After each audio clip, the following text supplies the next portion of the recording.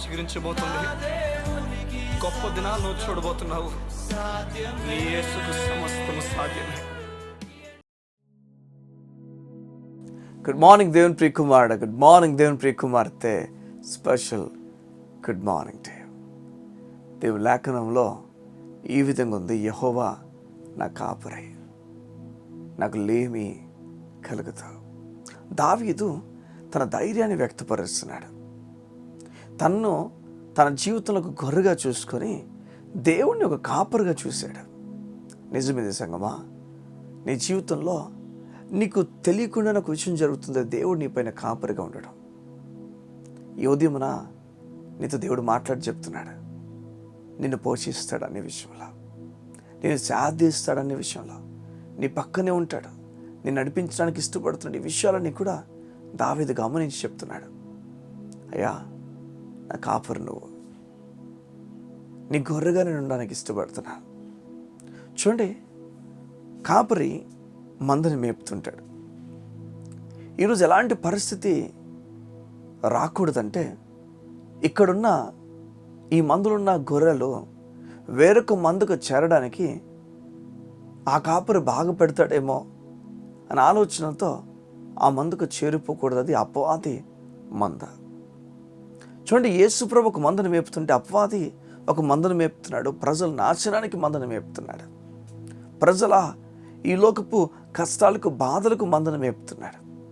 పరలోకపు రాజ్యానికి మందను మేపట్లేదు, నరకానికి మందను మేపుతున్నాడు వాడు. దేవుని రాజ్యపు మంద వేరే, సమాధానం కలిగిన వ్యక్తులు ఇందులో ఉంటారు. దీర్ఘశాంతం కలిగిన వ్యక్తులు ఇందులో ఉంటారు. భయము, ఆందోళన కలిగిన వ్యక్తులు కాదు, కానీ భయాన్ని జయించేవారు ఇందులో ఉంటారు. జాగ్రత్త వినండి, ఉదయం దేవుడినితో మాట్లాడుతున్నాడు. యెహోవా నా కాపరి, నాకు లేమి కలుగుతా. ఈ ఉదయమున ఈ మందులో నీవు ఉంటే, యేసుప్రభు రక్తం చేత కడగబడిన ప్రతి వ్యక్తిని కూడా దేవుడు ఈ మందులోకి నడిపిస్తున్నాడు. ఈ ఉదయం నేను ఈ మందులో పిలుస్తున్నాడు. చెప్తున్నాను, నీకు కావాల్సినవన్నీ కూడా ఈ మందులో సిద్ధపరిచించాను. నువ్వు మరలా వెలుపలికి ఎక్కడ కూడా చూడమాక. నీ జీవిత విషయాలన్నీ కూడా దేవుడు చూస్తానని చెప్తున్నాడు. నిరాశపడ్డానికి ఎన్నో విషయాలు నీ జీవితంలో ఉండొచ్చు. నిజంగా నీకేం అర్థం కాక సతమతం అయిపోతూ ఈరోజు ఎవరికి జవాబు చెప్పలేక, నువ్వు ఇంట్లో కూర్చుండిపోయి డబ్బులు కట్టలేక, ఈఎంఐస్ కట్టలేక, నీ అప్పు బాధ నుంచి ఎవరికి చెప్పుకోవాలి అర్థం కాక ఇక చాలనుకున్న పరిస్థితికి వచ్చేసావేమో. లేదు, యెహోవా నీ కాపరి, నీకు లేమి లేకుండా ఆయన చూసుకుంటాడు. ఈ ఉదయం ఆయన మీద ఆధారపడడానికి ఇష్టపడగలవా? ఆయన్ని కాపరిగా చేసుకోగలవా? ఆయన నమ్మి ముందు తీసుకుంటావా? ఏలియాకి ఆహారం పెట్టినవాడు నీకు పెట్టడం అనుకుంటున్నావా? ఏలియా కాకి ద్వారా ఆహారం పంపించిన లేఖనాలు చెప్తున్నాయి.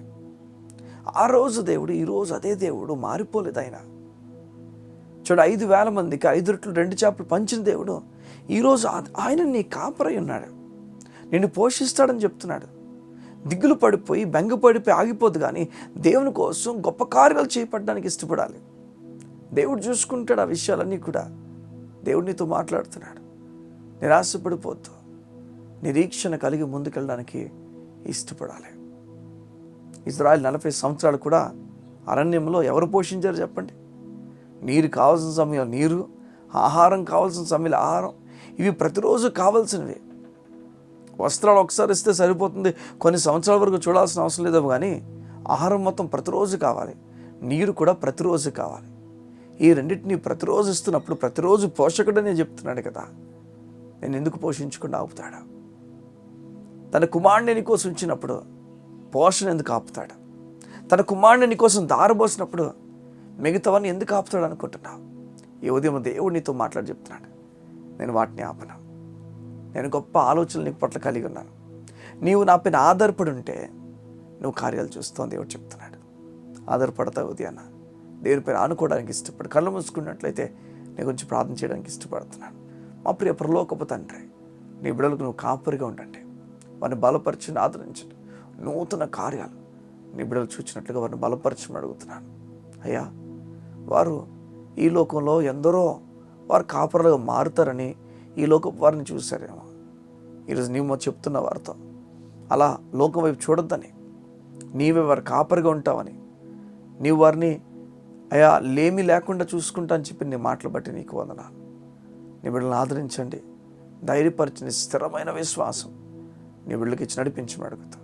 యేసు నామమున ప్రార్థించుచున్నాం తండ్రి. ఆమేన్, ఆమేన్.